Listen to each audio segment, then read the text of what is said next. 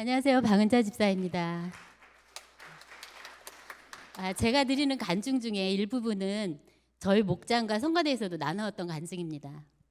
금요일 부목사님으로부터 간증을 하라는 전화를 받고 저는 잠시 당황했었습니다. 그러나 하나님이 숙제를 주시는 듯해서 네, 하겠습니다 라고 대답을 했습니다.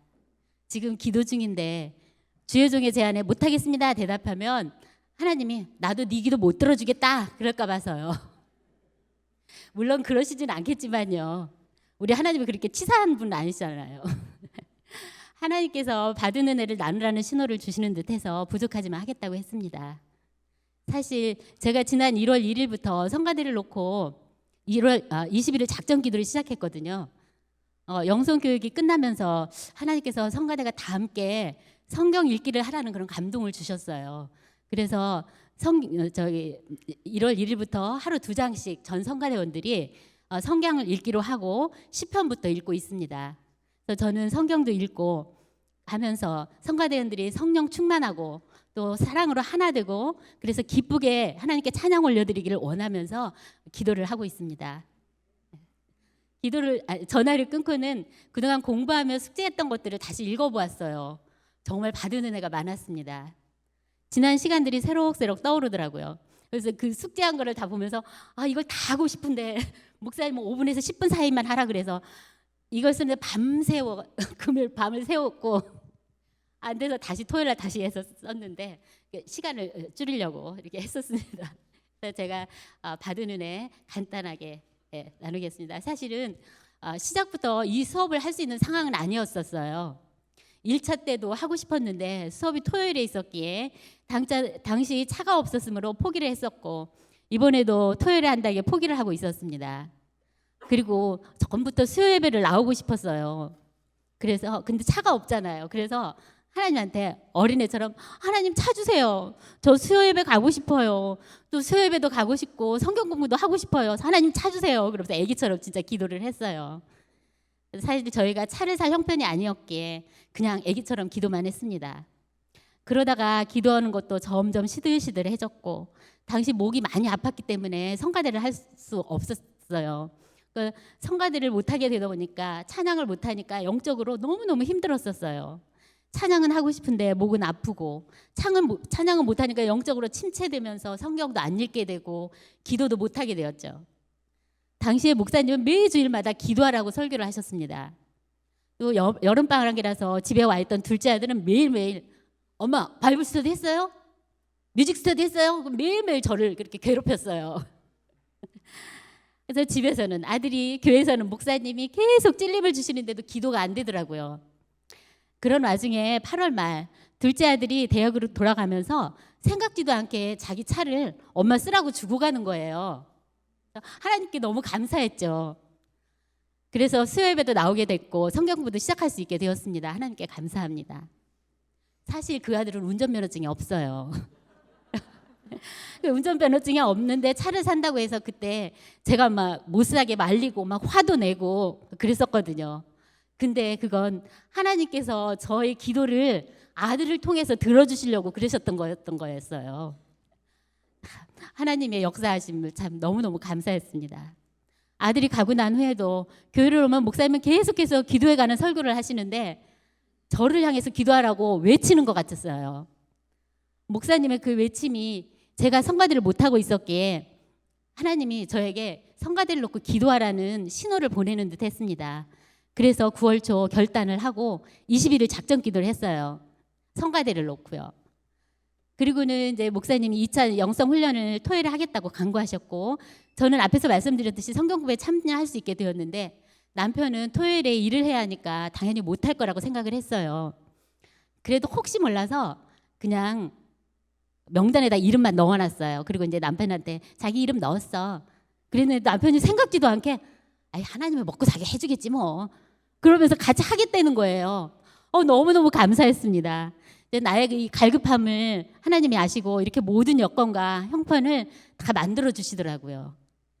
영적 훈련이라는 거창한 제목처럼 이 훈련을 하고 나면 영적으로 엄청난 성장할 것 같은 그런 부푼 마음과 갈급함이 기대가 매우 컸습니다. 드디어 수업을 시작했는데 멤버십 교육 후에 주셨던 영적 훈련과 성장이라는 책을 교재로 사용한다고 했습니다. 무척 반가웠어요. 왜냐면요, 사실 그 전부터 몇 번이나 그 책을 읽어보려고 시도를 했는데 너무 어렵고 이해가 안 돼서 포기하고 있었거든요. 근데 예습을 하면서 이해가 안 되던 것을 수업을 통해서 하나하나 알아가는 재미가 너무 좋았어요. 내가 다시 학생이 된 것 같았어요. 진짜 기분이 너무 좋더라고요. 또한 잊고 있던 사실들을 일깨워줌으로써 회개도 하게 되고 감사도 하게 되고 나의 신앙을 재점검할 수 있는 시간이었습니다. 영적으로 숨을 쉬고 있는 듯해서 살 것 같았어요. 정말요. 너무 기뻤어요. 수업 중에서 제일 많이 들었던 단어는 자유와 기쁨이었던 것 같습니다. 주 안에서 나의 결정권을 내려놓으면 자유하게 되고 이 자유함은 기쁨을 갖게 한다는 너무도 당연하고 뻔한 사실이 3개월 수업 내내 감사로 다가왔습니다. 그리고 수업 중 가장 잊지 못할 기억에 남는 수업은 예배 훈련이었습니다. 왜냐하면 예배란 내가 하나님께 드리는 것이다라고 생각했었는데 그런 게 아니고 예배란 하나님이 먼저 손을 내미는 것에 내가 반응하는 것이라는 것이었어요. 하나님이 주도적인 행위에 따른, 그러니까 하나님은 주도적인 행위에 따른 인간의 응답이라는 것이지요. 충격적이었습니다. 아무리 내가 예배를 드리고 싶어도 하나님이 손을 내밀어 주시지 않으면 우리는 예배를 드릴 수 없다는 사실에 주 앞에 제가 더 작아지는 것 같았습니다. 그래서 일상생활에서부터 거룩한 기대 속에 사는 삶이 하나님이 손 내미시는 예배 가운데 나아갈 수 있는 것임을 깨닫게 되었습니다. 그래서 지금은 저의 매일매일의 생활이 조금씩 변하고 있습니다. 남편과 부딪힐 수밖에 없는 상황에서도 조금 더 생각하게 되고 나의 생각을 주장하기보다는 남편의 얘기를 들어주게 되고 대화가 점점 긍정적으로 바뀌게 되었어요. 또한 매 수업 시간마다 목사님과 전도사님을 통해서 명언들이 쏟아졌습니다. 저에게는 그 명언으로 다가왔어요. 예를 들어서 금식은 잔치다. 의지는 성령의 연료다. 신앙생활에 에너지를 주는 것은 기쁨이다. 또 여러 가지 더 있는데 그중에서 제일 저의 마음에 깊게 다가온 말은 홀로 있기 훈련에서 가시나무가 아닌 잎이 무성한 나무가 되라는 말이었습니다. 나의 잣대로 남을 판단하고 지적하며 상처 주는 가시나무가 아닌 주의 사랑으로 품고 감싸 안을 수 있는 잎이 무성한 나무가 되어야 한다는 거죠. 알면서도 실천 못한 때가 많았던 저의 신앙생활을 돌아보게 되고 회개하게 했습니다. 성가대를 맡고 있는 저로서는 이 말이 더욱 크게 다가왔어요. 리더로서 잎이 무성한 나무처럼 주의 사랑으로 성가대원들을 감싸 안을 수 있는 자가 되기 위해 저를 내려놓는 연습을 해가며 영적으로 바로 서기 위해 기도하고 있습니다. 영성훈련을 통해 처음에 기대했던 엄청난 영적 성장은 아니지만 영적으로 숨을 쉬게 됐고 평안과 기쁨을 얻게 되었습니다. 사실 지난 월요일에 남편이 운동을 하다가 넘어져서 이마가 찢어졌어요. 그래서 여덟 바늘을 꿰맸거든요. 그런데 말도 안 되게 감사가 나오더라고요. 뒤로 넘어지지 않아서 감사했고요. 눈을 다치지 않아서 감사했어요. 눈을 다치면 일을 못 하잖아요. 마지막 간증은 지난 9월 말경에 목사님께서 성가대 지휘를 다시 맡으라고 제안하실 때 사실 저의 왼쪽 팔이 오십견으로 통증이 무척 심해서 잠도 못 자고 또 90도 이상 손이 올라가질 않았었어요. 이 정도까지밖에 못 올라갔었어요. 그래서 지휘를 하기에는 너무도 힘든 상황이었었어요. 그런데 때마침 제가 9월 초에 시작했던 성가대를 위한 21일 작동 기도가 끝난 그 다음 날 목사님께서 전화를 주셨던 거예요. 그러니 어떻게 해요? 거절할 수가 없잖아요. 하나님이 하라고 하는 뜻으로 알고 목사님 네 알겠습니다 하고 순종했습니다. 하지만 이런 팔 상태로는 지휘를 할 수 있을까 걱정이 되었습니다. 그때 장로님 중 한 분이 지휘하게 되면 하나님이 고쳐줄 겁니다 라고 말씀해 주시더라고요. 그 말씀이 굉장히 큰 힘이 되었습니다. 저도 하나님이 시키셨으니까 하나님 일을 할 수 있도록 고쳐주세요. 그래야 되잖아요. 그러면서 기도를 했어요. 그리고는 성가대를 맡고 여러 주일이 지난 어느 날 저희 남편이 저를 보면서 팔 아프다는 소리를 안 하네? 팔 한번 올려봐. 그러는 거예요. 근데 그 말을 듣는데 그러네. 그래서 팔을 올려봤어요. 팔이 올라가는 거예요. 팔이 감사합니다. 팔이 여기도 안 왔었어요.